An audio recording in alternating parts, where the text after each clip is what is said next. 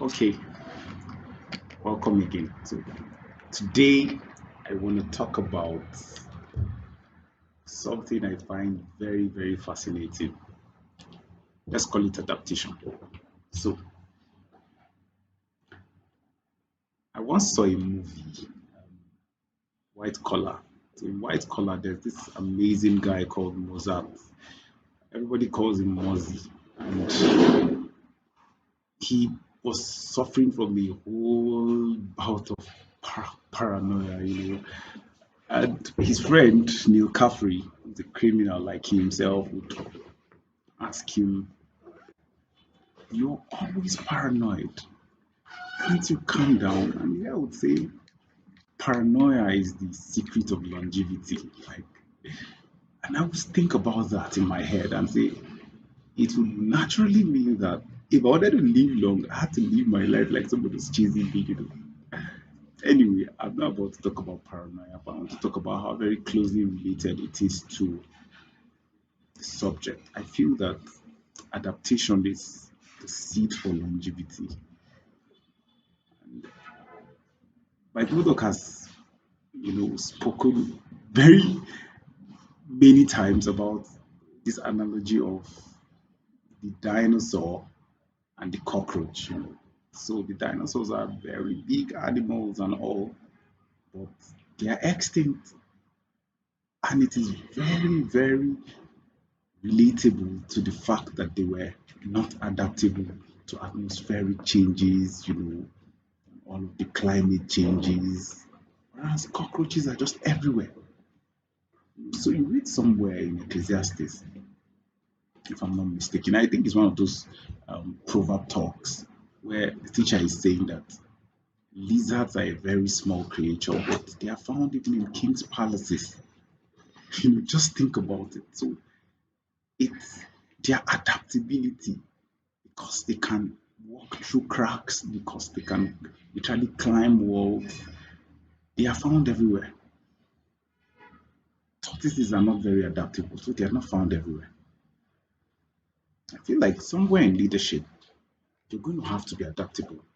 So I'm sitting at a cafe. I walked in here wearing a suit.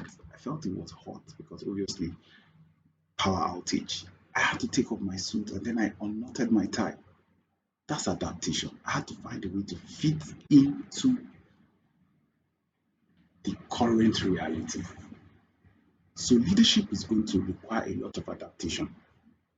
And I found myself telling a friend recently one of the things I read in Mr. Nelson's book, The Heart and Art of Innovation. So he did talk about Abraham and how that Abraham was found in the Valley of Kings with the king of Sodom and three other kings. And the truth is, a few passages after that, the Lord will say he wants to go and destroy Sodom.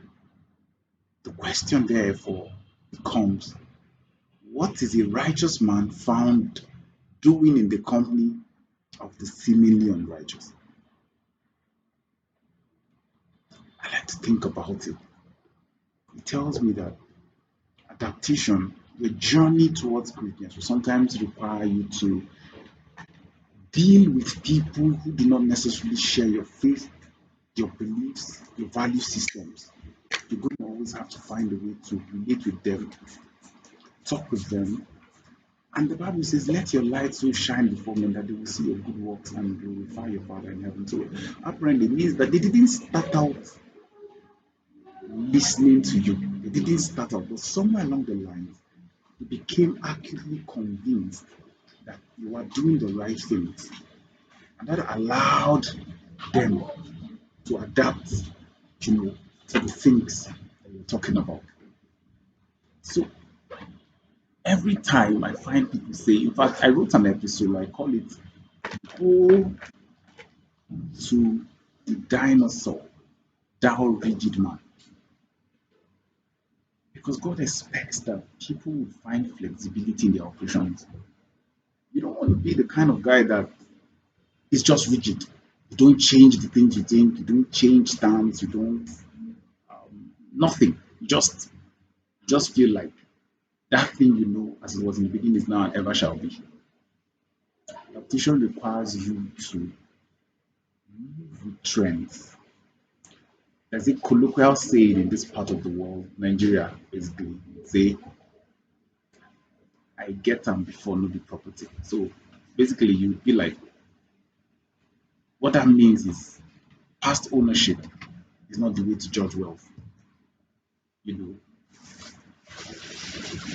So when you two broke girls, you hear Han tell Christiana and Max that um, formerly rich does not equate, cannot compete to currently Asian when they were arguing over who had superior knowledge of the laptop.